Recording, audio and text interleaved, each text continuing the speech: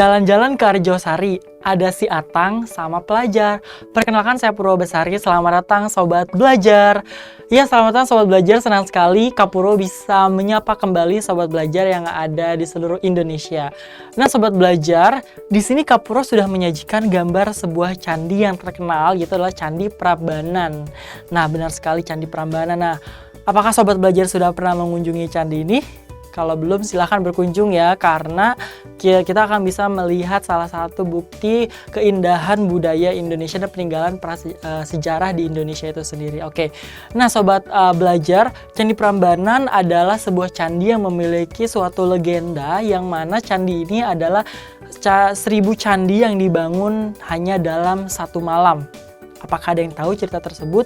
Dan hal ini terkenal dengan tokoh, yaitu adalah Bandung Bondowoso dan juga dengan Roro Jonggrang. Ada yang tahu cerita tersebut? Nah, dikisahkan bahwa Bandung Bondowoso ini mencintai Roro Jonggrang dan ingin menjadikannya istri. Namun Roro Jonggrang membuat suatu syarat, yaitu bisa menciptakan atau membuat 1000 candi dalam satu malam. Nah, ketika Bandung Bondowoso sudah ingin membuat candi ke-1000 yang sudah berjumlah sebelumnya 999 candi, akhirnya Roro Jonggrang membangunkan seluruh dayang-dayang istana dan juga wanita-wanita desa untuk menumbuk padi supaya membangunkan ayam. Dan si Bandung Bondowoso ini yang dibantu oleh pasukan jin tidak bisa selesai untuk membuat candi ini. Oke, nah dan hal itu membuat Bandung Bondowoso kesal dan mengutuk Roro Jonggrang menjadi patung seperti ini. Dan ini adalah patung Roro Jonggrang itu sendiri. Oke, nah yang ingin kakak katakan adalah kalau zaman dulu atau cerita zaman dulu ya, cerita zaman dulu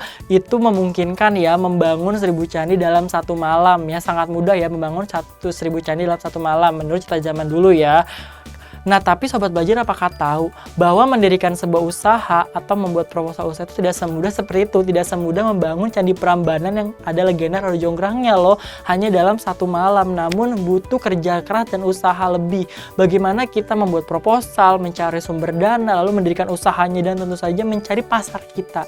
Nah, yang akan kakak bahas kali ini adalah mengenai bagaimana sih caranya menyusun proposal itu, dan yang kakak katakan bahwa proposal itu sulit dilakukan, tapi kita bisa loh membuatnya.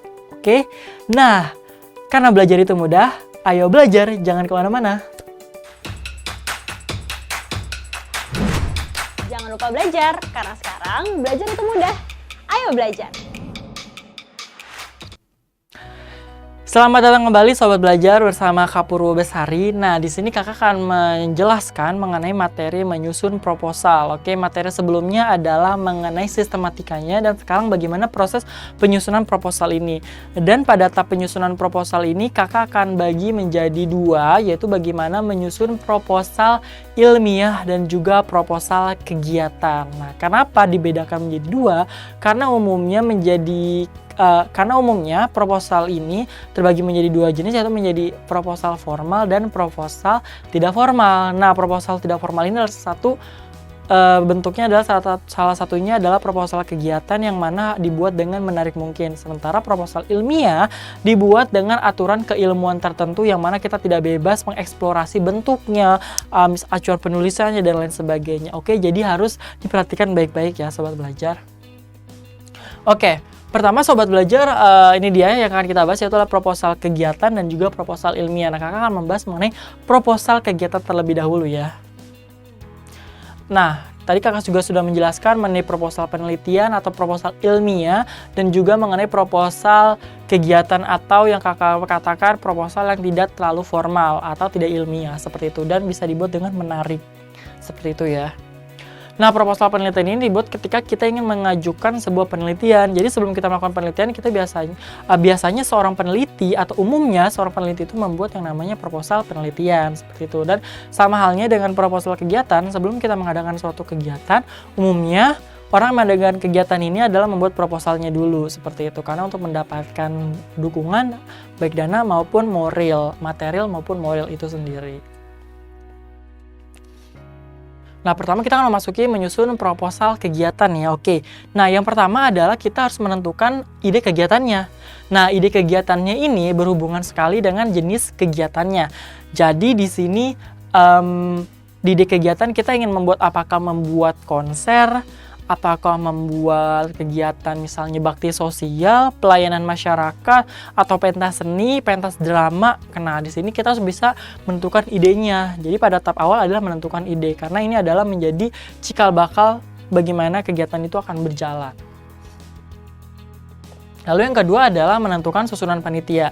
Nah, kalau misalnya proposal kegiatan, ini kan membutuhkan yang nama banyak sumber daya ya, karena ada yang jadi bagian logistik, ada yang bagian jadi dokumentasi, bagian publikasi gitu kan, ada yang bagian keuangan, bagian perlengkapan, bagian konsumsi, pokoknya banyak sekali kan. Oleh sebab itu yang kedua adalah setelah menentukan ide, kita tentukan siapa panitianya, siapa orang-orang yang terlibat di dalamnya, karena hal ini akan sangat penting sekali bagaimana kita bisa mengatur kegiatan kita, karena kita ini membutuhkan tim yang sangat kompak dan juga banyak untuk merealisasikan kegiatan yang akan kita laksanakan. Nah, di sini pun pada tahap ini disusun jabatan masing-masing panitia. Jadi pada tahap ini setelah kita menentukan idenya, lalu kita tentukan siapa ketua pelaksananya, lalu juga siapa misalnya sekretarisnya, bendahara, supaya tugasnya jelas gitu, dan supaya perencanaan kegiatannya jelas, siapa yang membuat misalnya rencana bagaimana memenuhi kebutuhan perlengkapan, bagaimana mengadakan keuangan yang punyanya gitu kan, lalu bagaimana ada orang yang bertanggung jawab mengurusi administrasi, karena itu merupakan hal yang penting. Dan kegiatan ini ada yang paling penting atau proposal kegiatan atau sebelum mengadakan kegiatan adalah bagaimana kita merencanakannya, seperti itu. Dan salah satu bentuk perencanaannya adalah dengan mengadakan adanya proposal kegiatan itu sendiri. Oke. Nah, di tahap ini juga memberikan tugas dan tanggung jawab masing-masing. Nah, dengan memberikan tugas dan tanggung jawab masing-masing, kita bisa tahu nih siapa tadi yang mengatur keuangan, perlengkapan, atau misalnya siapa yang menghubungi pihak sponsor, lalu juga publikasi dengan masyarakat gitu kan, ke pihak luar, dan lain sebagainya.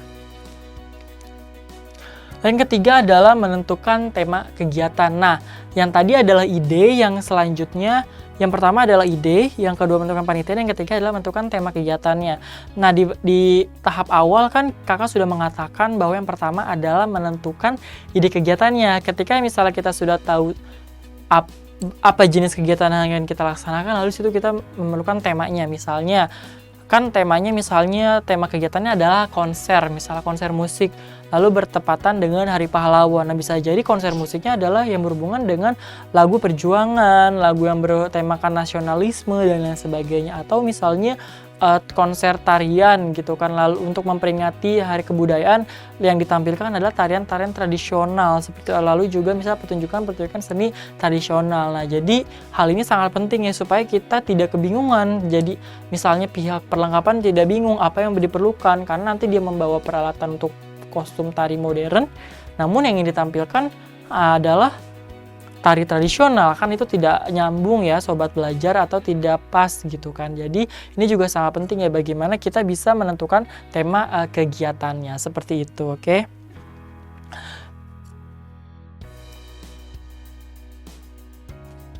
Oke, dan yang selanjutnya adalah penyusunan oleh sekretaris kegiatan. Nah, di selanjutnya adalah ketika misalnya semua sudah ditentukan jenis kegiatannya apa, panitianya siapa, tema kegiatannya siapa, lalu juga berbagai perencanaan lainnya, lalu mulailah disusun oleh sekretaris kegiatan. Karena salah satu tugas sekretaris kegiatan adalah menyusun proposal. Jadi hal ini supaya mempermudah pihak penyelenggara kegiatan untuk mencari bantuan, mencari dana, dan lain sebagainya. Seperti itu ya sobat pelajar. Jadi ini sangat penting sekali ya untuk bisa dibuat sesegera mungkin gitu. Jadi karena dengan proposal yang dibuat dengan secepatnya, maka hal ini akan membantu si pihak penyelenggara kegiatan untuk melaksanakan berbagai kegiatan. Oke, jadi di sini sangat penting sekali ya peran dan tugas sekretaris itu. Tuh. Nah, yang kelima adalah mencetak proposal dengan menarik. Nah, sobat belajar, yang namanya juga kan proposal kegiatan, yang mana di situ kita ingin meminta bantuan baik dalam bentuk material maupun dalam bentuk moral. Nah, sehingga proposal yang dicetak pun harus menarik. Nah, tidak inginkan yang proposal yang kita cetak seperti buku bahan bacaan yang ada di perpustakaan gitu kan, yang isinya tulisan semua gitu kan, yang kurang menarik gitu kan, apalagi proposal kegiatan ya, proposal kreatif gitu kan. Nah, jadi harus dibuat semenarik mungkin dari misalnya bahannya, misalnya seperti itu. Nah, yang menarik di sini bisa jadi yang terbuat dari yang namanya bahan bakunya, bahan baku. Nah, dari bahan, misalnya bahan cetekan, bahan kertasnya yang dibuatnya.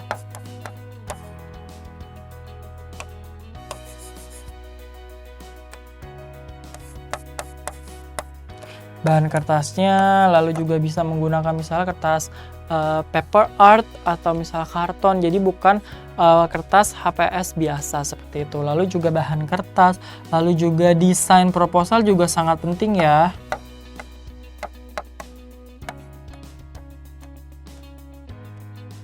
Nah, tadi kakak mengatakan bahwa tugas menyusun proposal adalah tugas sekretaris. Iya, benar sekali. Jadi tugas sekretaris adalah menyusun proposal tersebut menjadi satu kesatuan dari pembukaan hingga penutup yang tadi kan yang sudah kakak jelaskan di materi sebelumnya mengenai sistematika proposal itu sendiri. Nah, ketika sudah misalnya menjadikan draft yang utuh atau misalnya rancangan yang utuh yang sudah pas, yang sudah tetap gitu. Nah, baru diserahkan kepada tim desain. Nah, supaya apa? Supaya tim desain bisa membuat desain yang menarik dan dicetaknya pun bisa menarik para donatur atau sponsor yang memberikan bantuan gitu. Karena kalau misalnya diberikan kepada sekretaris, bisa jadi sekretarisnya adalah orang yang tidak memiliki kemampuan atau kapabilitas untuk mendesain seperti itu kan dalam berbagai peranti lunak. Peranti lunak ada desain grafis itu sendiri, sehingga diperlukan bantuan oleh tim desain karena supaya bisa menghasilkan desain yang lebih maksimal, tidak hanya seperti mencetak makalah tugas sekolah seperti itu, jadi supaya lebih menarik seperti itu. Nah, tapi di sini juga makin ketika mencetak ini kita juga harus mempertimbangkan berapa biaya pencetakan gitu kan, karena makin bagus dan makin menarik dan bahannya makin mahal, otomatis harga yang dikeluarkan pun makin banyak. Jadi di sini kita harus memperhitungkan juga berapa harga. Kita memperhitungkan juga harga cetaknya ya.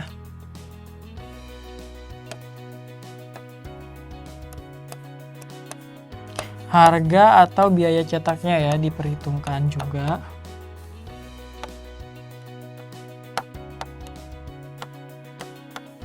Nah, harga atau biaya cetaknya diperhitungkan juga supaya tidak bahasa bisnisnya atau bahasa kegiatannya adalah tidak over budget seperti itu. Jadi hal itu bisa untuk menekan pengeluaran yang tidak seharusnya yang sesuai dengan rencana keuangan seperti itu.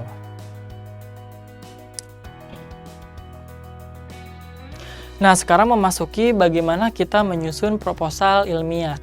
Nah, kakak bedakan bagaimana penyusunan proposal ilmiah dengan proposal kegiatan tadi, karena pertama aturan penulisannya. Jika misalnya aturan penulisan proposal kegiatan itu dibuat semenarik mungkin atau dibuat dengan menarik, maka penyusunan proposal ilmiah dibuat dengan seilmiah mungkin dan sebaku mungkin, atau bisa dikatakan harus ilmiah dan harus baku. Jadi tidak boleh menarik atau misal kreatif dan tidak baku seperti itu.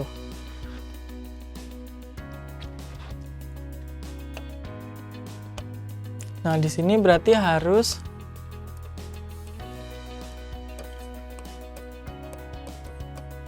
ilmiah, lalu juga terdapat aturan khusus,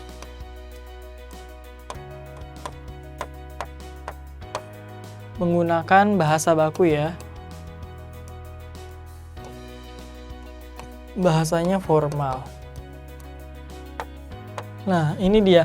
Harus ilmiah, menggunakan bahasa yang formal, dan aturan khusus. Aturan khususnya adalah disesuaikan dengan instansi masing-masing di pihak yang penyelenggara penelitian tersebut.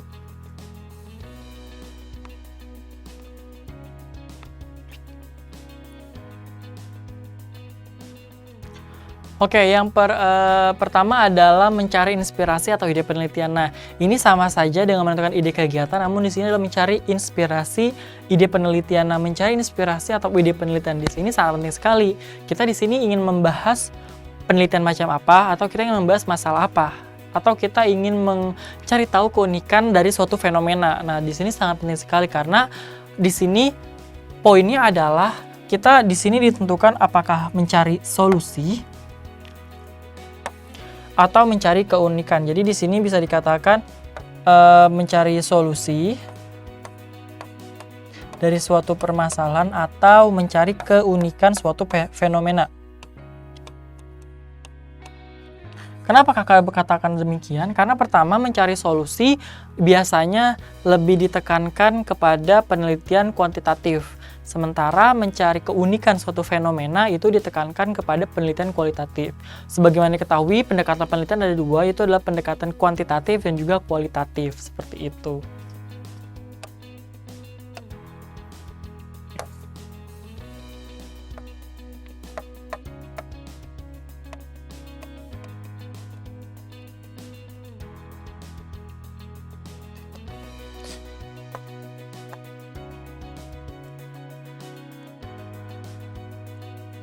Nah, jadi ini ya beberapa ide penelitiannya adalah bisa dari solusi, bisa untuk mencari solusi atau mencari keunikan, seperti itu.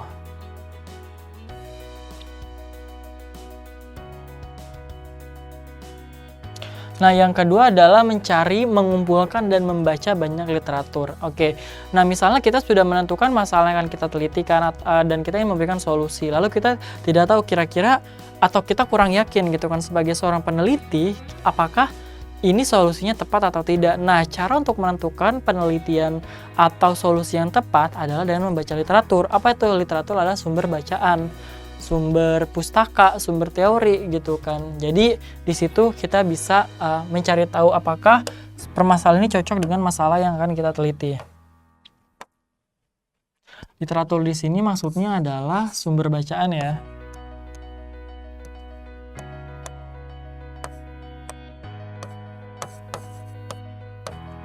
Nah, literatur di sini adalah sumber dari bacaan itu sendiri. Oke. Nah, di sini sumber literatur yang dipilih adalah literatur primer seperti jurnal ilmiah dan dokumen paten. Maksudnya apa?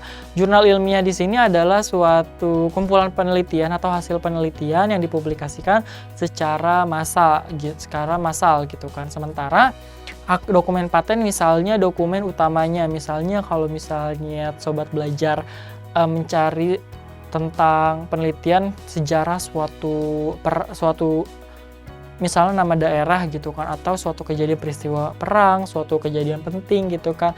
Nah, sobat belajar bisa mencarinya dengan melihat dokumen utamanya, misalnya rekaman asli pada tahun tersebut gitu kan, atau misalnya misalnya orang yang terlibat langsung. Nah, seperti itu dong. Itu adalah salah satu bentuk dari sumber primer. Nah, dokumen paten adalah tadi misalnya buku aslinya, buku utamanya, buku pertamanya yang menjadikan sumber, atau misalnya tadi dokumentasi kegiatan pertamanya, misalnya video pertamanya, rekaman video pertamanya, dan lain sebagainya. Lalu yang kedua, studi literatur adalah awal proses penyusunan proposal. Nah, sebenarnya tadi ketika kita ingin menentukan data penelitian, itu adalah bagaimana kita memiliki alasan untuk mau melakukan penelitian, bagaimana kita memiliki awalan untuk melakukan penelitian. Sementara ketika sudah membaca literatur, itu adalah bagaimana kita awalnya menyusun proposal penelitian dan menyusun penelitian itu sendiri, seperti itu. Jadi hal ini lebih bersifat kepada teknisnya. Ketika kita sudah membaca literatur, hal itu ditekankan pada bersifat teknis untuk membuat penelitian tersebut.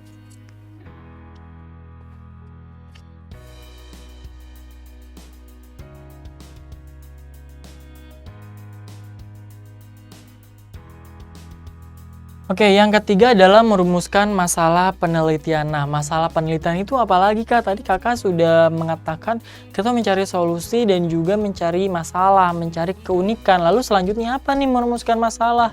Nah, sobat belajar, ketika misalnya kita sudah menentukan ide penelitiannya, lalu kita sudah menentukan sumber bacaannya, lalu kita rumuskan.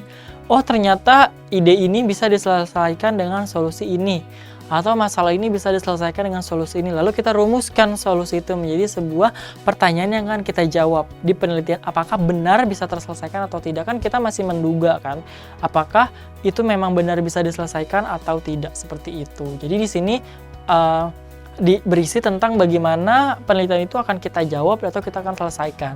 Dan di rumusan masalah ini adalah berisi latar belakang singkat. Nah, jadi di sini diberikan alasan singkat kenapa kita mau menyelesaikan atau mau memecahkan masalah tersebut gitu. Kenapa kita ingin, latar belakang itu menjelaskan kenapa kita ingin menyelesaikan permasalahan atau penelitian tersebut, seperti itu.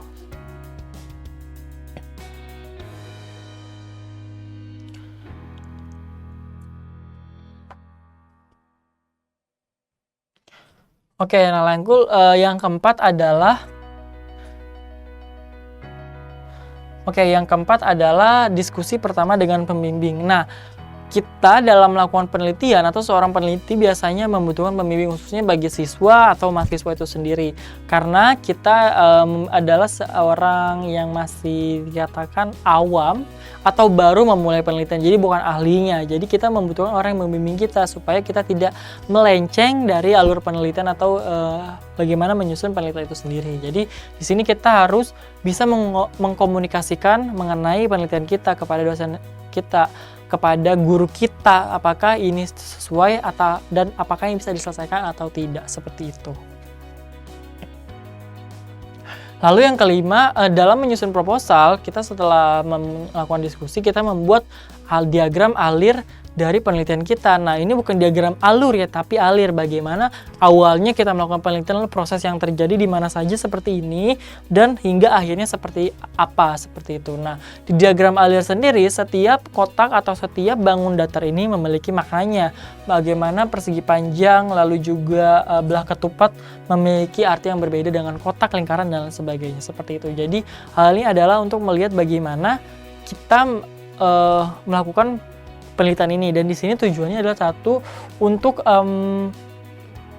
melakukan perencanaan proses. Jadi kita bisa melihat alur penelitian seseorang melalui diagram alirnya ya, bagaimana proses penelitian itu. Lalu yang kedua adalah di sini menjadi tahap untuk yang namanya quality control atau kontrol kualitas. Maksudnya apa? Maksudnya dengan adanya diagram alir ini kita tahu, oh, penelitian ini kan berhasil jika mengikuti tahapan 1, 2, 3 dan alurnya seperti ini. Seperti ini misalnya contohnya ya sobat belajar ya. Dan ketika misalnya di tengah-tengah kita menentukan kenapa ini tidak sesuai dengan rencana, kan ternyata tidak sesuai dengan diagram alir. Jadi itulah pentingnya diagram alir itu sendiri ya. Jadi untuk mengontrol kualitas dari penelitian kita, proses yang sudah kita rencanakan terlebih dahulu. Nah, lalu yang setelah misalnya kita membuat diagram alirnya, kita melakukan diskusi yang kedua. Nah, diskusi yang kedua ini bertujuan untuk melakukan fiksasi atau finalisasi mengenai rencana penelitian kita. Jadi, di sini kita harus sudah melakukan finalisasi mengenai penelitian kita dengan cara menentukan metode yang akan digunakan dalam penelitiannya, seperti itu. Nah, metode itu apa? Cara untuk melakukan penelitian. Jadi misalnya kita ingin menentukan metodenya apakah kualitatif, kuantitatif, pengumpulan datanya menggunakan pengumpulan data seperti apa, lalu juga teknik samplingnya seperti apa, dan pengolahan datanya atau analisis datanya seperti apa. Nah, itu juga sangat penting ya sobat belajar. Lalu yang ketujuh adalah menyusun metode penelitian dan menentukan judul. Nah, setelah kita melakukan pembimbingan yang kedua dengan dosen kita atau dengan penguji kita, maksudnya dengan pembimbing kita, baik guru untuk siswa dan dosen untuk mahasiswa, selanjutnya adalah menentukan metodenya dan merumuskannya. Pada pembimbingan sebelumnya yaitu adalah mengenai masukan metode yang diperlukan gitu kan, atau memberikan masukan metode apa yang seharusnya digunakan seperti itu. Namun di tahap ini adalah bagaimana metode itu penetapan metode, dan di sini adalah penetapan judul. Nah, judul memiliki karakteristik yaitu adalah bisa dilihat metode apa yang digunakan gitu. Jadi dalam penelitian itu judul itu bisa kita lihat metode penelitian bisa kita lihat dari judul yang akan diberikan atau disajikan seperti itu. Nah, di sini menentukan judul yang bisa mewakili metode. Nah, contoh kalau misalnya penelitian kuantitatif itu pasti hubungannya atau judulnya adanya kata pengaruh ini terhadap ini, hubungan antara ini dan ini gitu. Nah, kalau sementara kualitatif adalah misalnya adalah pola perilaku misalnya seperti itu, lalu juga gambaran umum kehidupan misalnya, lalu juga tata cara melakukan. Nah, itu juga adalah salah satu bentuk penelitian kualitatif. Nah, seperti itu ya.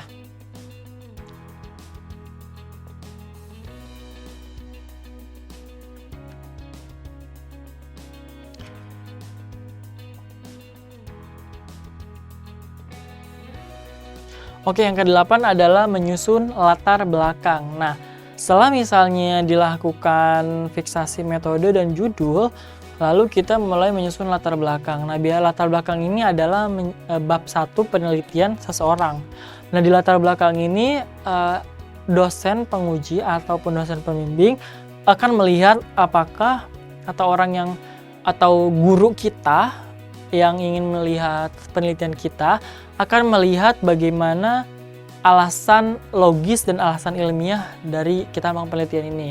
Nah, di sini di latar belakang berisi teori, data, dan fakta masalah. Dan umumnya di latar belakang ini memiliki karakteristik adalah segitiga terbalik atau menggunakan paragraf atau teks deduktif.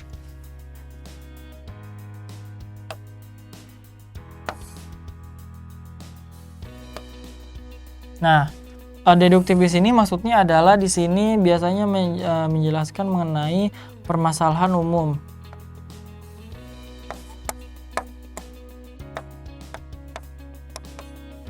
Permasalahan secara general ya. Lalu makin ke bawah menjadi lebih spesifik hingga merujuk kepada penelitian yang akan kita lakukan. Nah, itu adalah salah satu karakteristik dari latar belakang. Yang ke-9 adalah menyusun tinjauan pustaka yang berisi mengenai kerangka berpikir, lalu juga mengenai teori-teori yang akan kita pakai dan juga mengenai variabel-variabel yang digunakan. Seperti itu. Ini adalah tahapannya, oke? Nah, itu dia sobat belajar mengenai bagaimana proses penyusunan proposal kegiatan dan juga proposal ilmiah, oke? Nah, karena belajar itu mudah, ayo belajar. Sampai jumpa. Jangan lupa belajar, karena sekarang belajar itu mudah. Ayo belajar.